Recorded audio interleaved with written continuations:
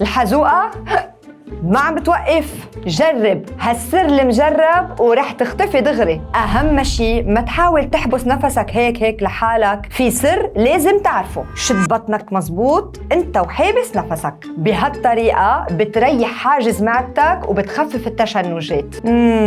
بعدك عم تعاني؟ شراب مي بس عمهل بتهدي العضلات وبتسكت الحزوقة. وبعدها معلقة طيب حط مكعب تلج تحت لسانك بيخدر الأعصاب وعلى الأكيد رح يوقفها. جربها وشوف كيف رح تختفي دغري. وإذا عايزين برودكت معين للعلاج وضايعين ما إلكن إلا دكتور ياسمين، اللينك بالبايو.